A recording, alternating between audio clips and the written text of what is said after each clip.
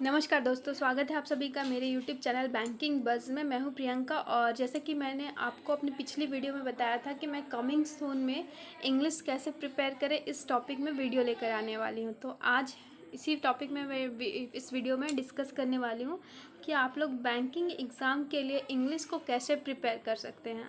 आज की इस वीडियो में हम लोग यही बात करेंगे और आप ये सारे टिप्स फॉलो करके इंग्लिश को अपना बहुत ही इम्प्रूव कर सकते हैं, ये मेरी गारंटी है।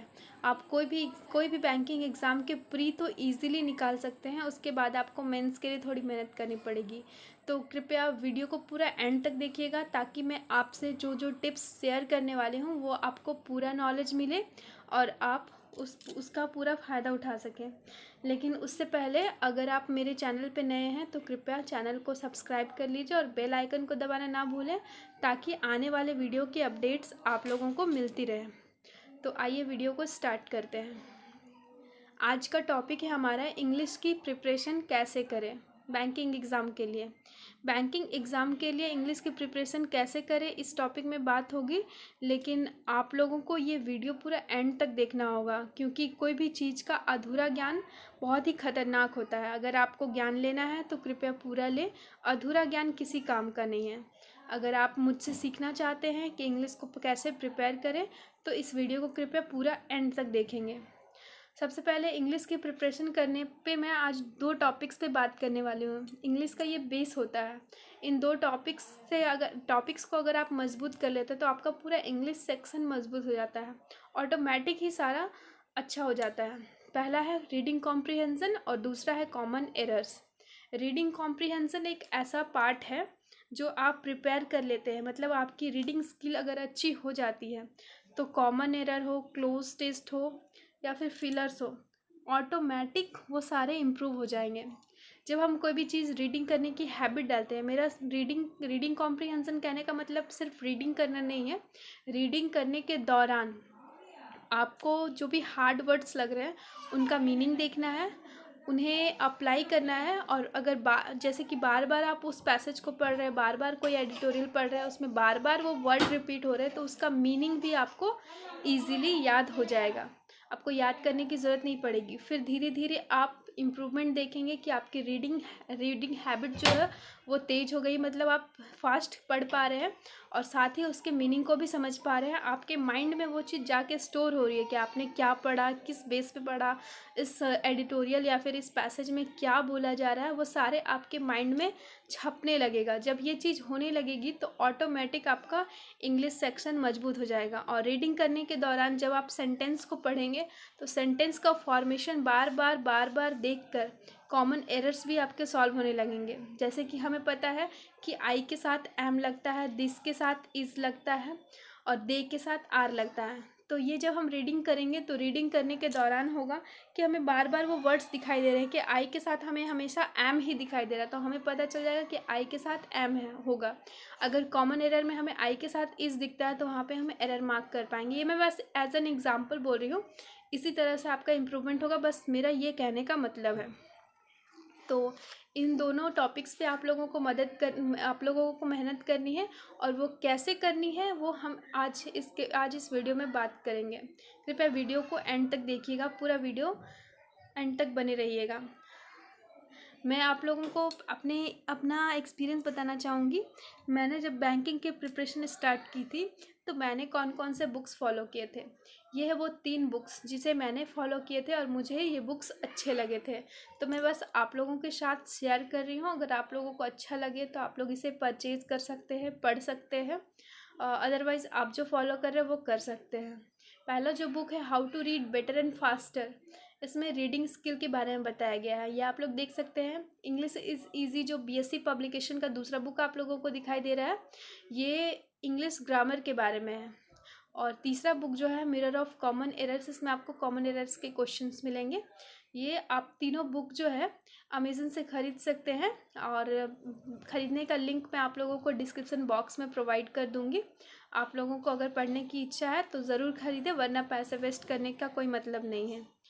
और इसके अलावा आप लोगों को अपनी रीडिंग स्किल कैसे इम्प्रूव करनी है इस टॉपिक में हम लोग बात करेंगे। सबसे पहली बात यह है कि आप लोगों को डेली न्यूज़पेपर पढ़ना है। इंग्लिश न्यूज़पेपर आप लोगों को डेली रीड करना है, डेली बेस पे। इंग्लिश न्यूज़पेपर बहुत सारे हैं, जैसे कि times of India, the Hindu, the Indian express etcetera.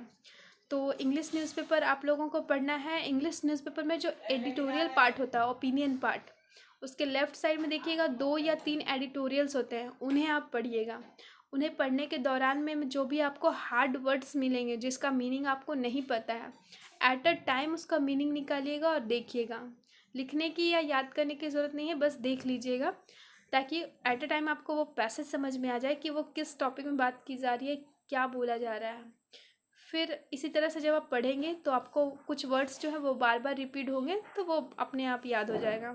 इससे आपकी रीडिंग स्किल अच्छी होगी, आप फास्ट पढ़ पाएंगे। जैसे कि एग्जांपल देती हूँ, एक कॉमन पैसेज को कोई कोई बंदा 2 मिनट में ख़त्म कर लेगा और कोई उसे 10 मिनट भी लगा देगा, और 10 मिनट पढ़ने के बाद भी उसे कुछ समझ में नहीं आएगा, और वो 2 मिनट पढ़ के भी पूरा समझ सकता है। तो ये सब पूरा रीडिंग पे बेस है।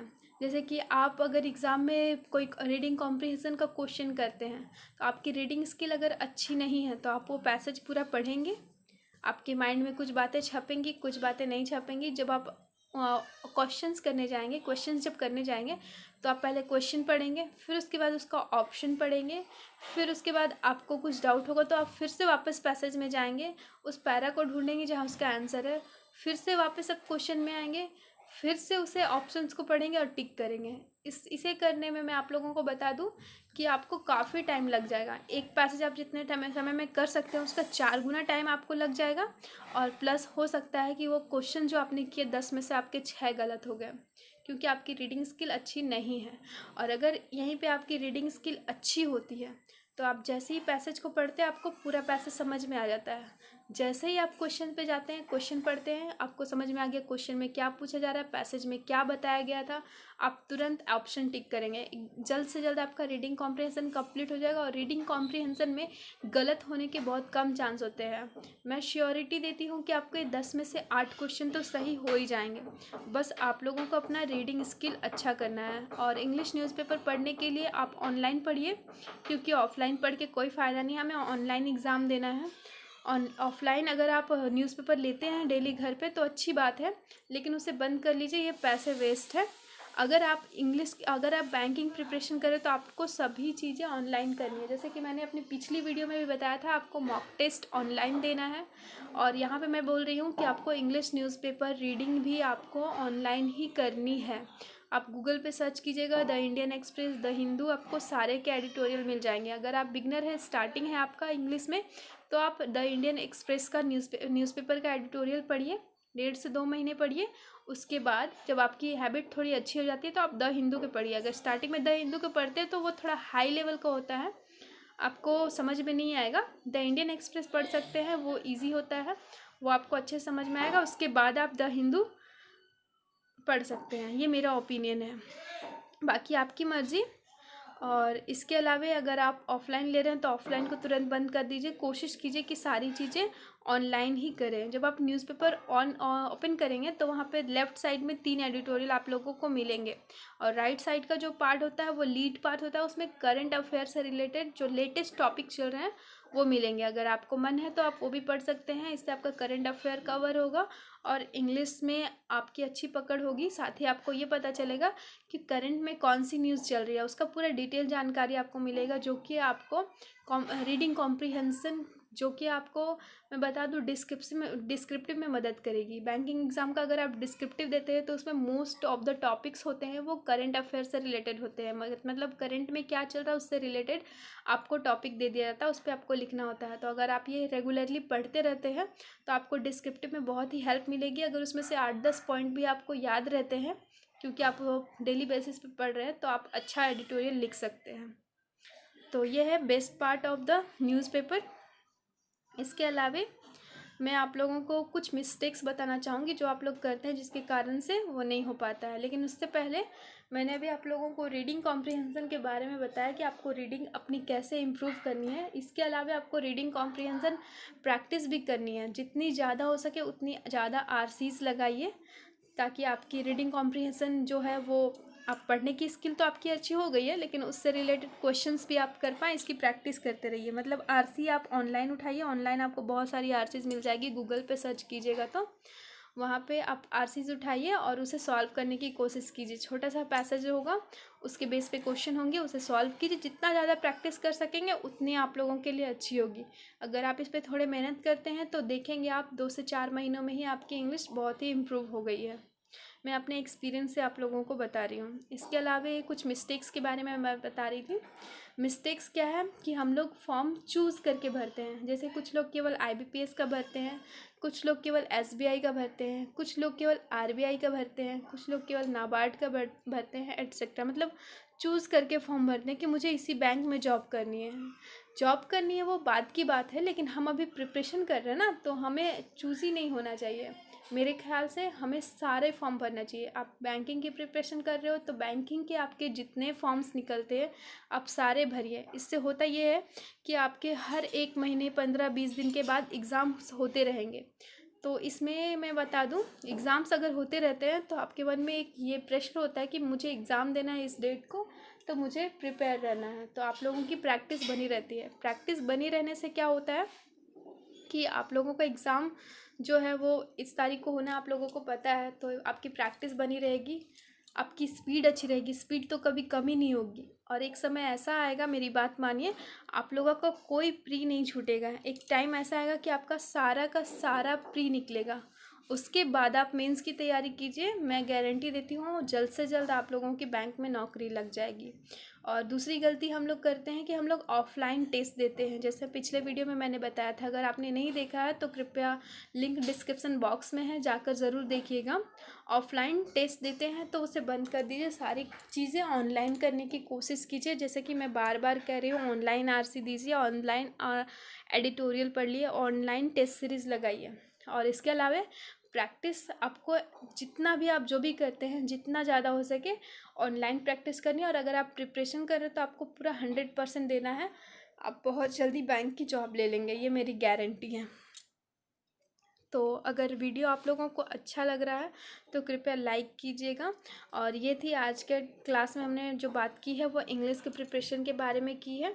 इंग्लिश को प्रिपेयर करने के लिए आप ये टिप्स फॉलो कीजिए। मुझे पूरा यकीन है आपकी कुछ ही महीनों में इंग्लिश एकदम तगड़ी हो जाएगी और आप लोगों को अच्छे मार्क्स आएंगे इंग्लिश में।